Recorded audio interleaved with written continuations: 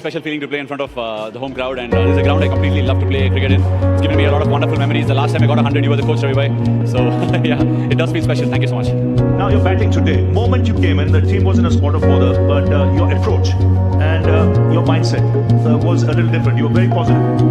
It helps that I've come back at the back of a T20 tournament. Worked quite a bit on my batting and playing a few shots. Of course, I've always been wafting my bat around outside off stump, not giving it a full Monty, but worked on a few things. And on a surface like this with a bit of spice, if you're going after the ball, might as well go after it really hard like Rishabh does. And you mentioned the pitch. What was your assessment of the surface when you went?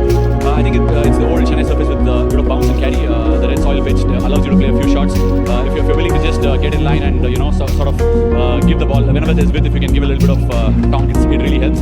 I love playing when there's bounce and carry. So yeah, I really enjoyed myself today. And with Jadeja there at the other end, what was noticeable was how well the strike rotated, and you never got bogged down, either of you. He was of real help. There was a point in time where I was really sweating and perspiring and getting a bit tired, and Jadu noticed it quickly enough and guided me through that phase.